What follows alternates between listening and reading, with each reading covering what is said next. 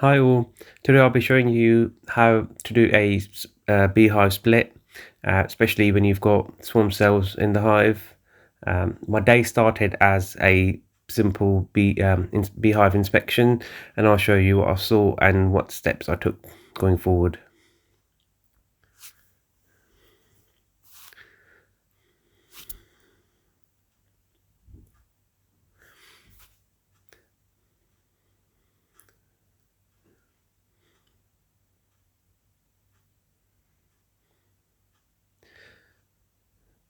So as I opened the hive, one of the first tasks I wanted to do was make sure that I find the queen in there. And so I'll be lifting the frames up slowly and carefully and making sure I find her.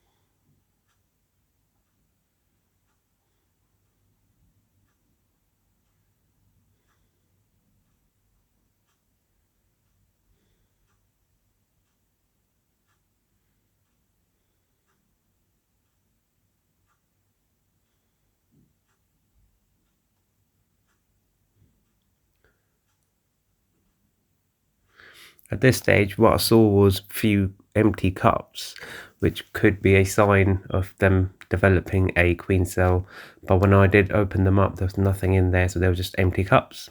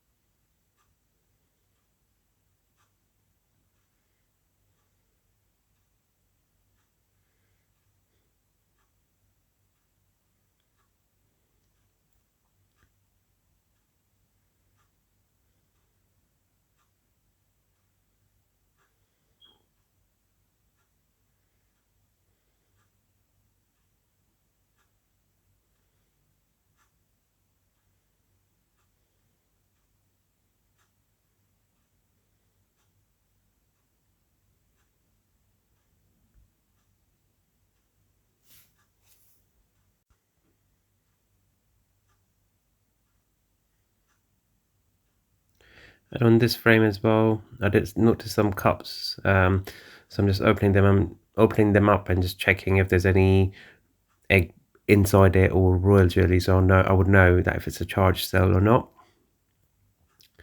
But at this stage, I was a little worried as I could see that there was attempts of queen cells.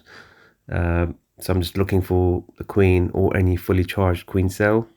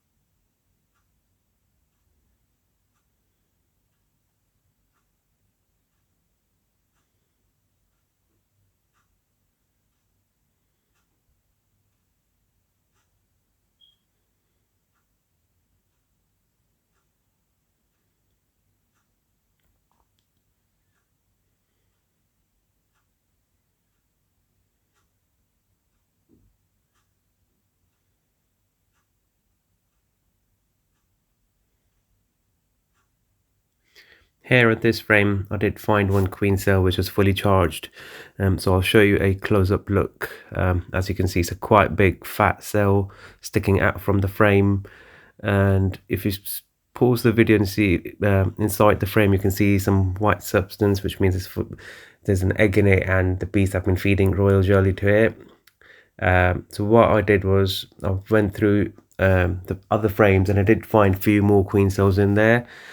So I knocked them out and left the healthy one out. At this stage, I couldn't see any queen in there, so I brought following day, I brought my friend of mine who could also help me and help me see if the queen's there or she's already left, which I believe is not the case, because if the queen cell has not been fully capped, that means the queen is still in there and it's still not too late.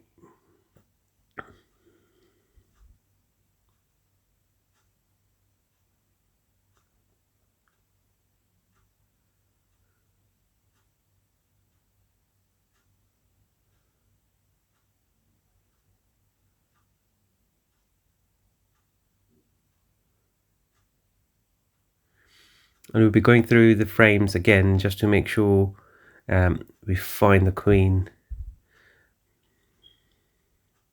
Because if we can't find the queen, the process of splitting the beehives can't be done.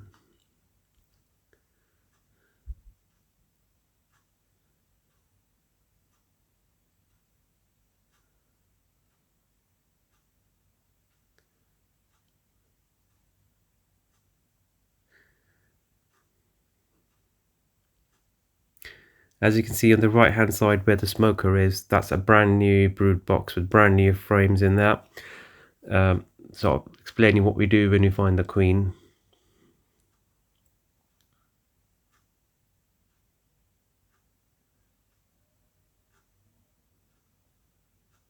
Luckily I did manage to find the queen, and we put her in the cage and we just kept the cage right on top of the new frames that we've got.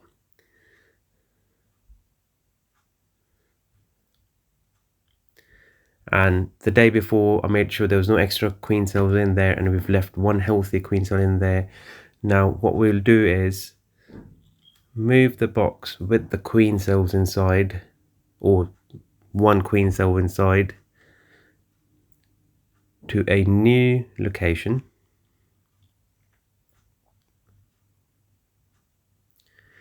and bring the new box in the old location with the old queen inside.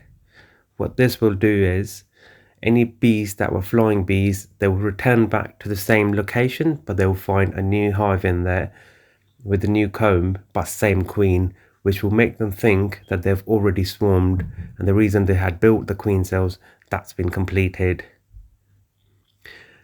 So any bees from the older box as well, which are flying bees, which would have swarmed off with the old queen, they will fly out from the box that you've seen that have moved it on the other location. They'll fly out from there, but then they will return back to their original place.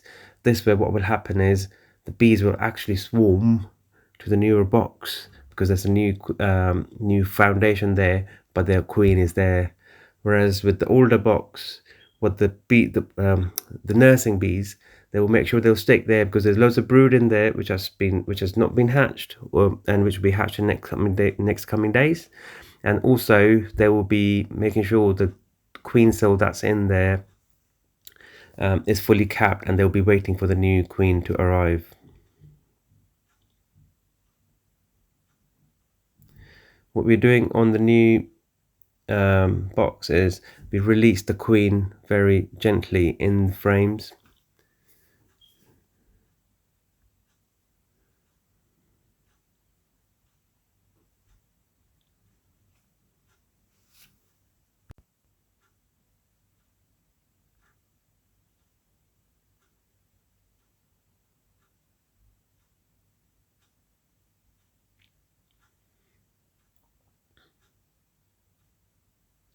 Another thing we realized that we should do is, what we'll do is move the queen excluder at the bottom of the hive, because what could happen is the queen could swarm off again from this location, because as there's no drawn wax in there, or there's no brood in there, so there's no reason that she needs to stick to this place. So for her to stop doing that, we'll put a queen excluder at the bottom so she stays inside, and eventually once the bees have built one or two frames and queen can lay, she'll stay there and she wouldn't leave. So from now, what I'll do is the two hives, the newer hive and the older hive, I'll leave them alone for another 3 weeks so that they can build up. As you can see, there's loads of flying bees around that new hive. This is exactly what happens when they swarm to a new location. So for their point of view, they've swarmed off and that's their new location. That's why you see that crazy movement on the entrance of the hive.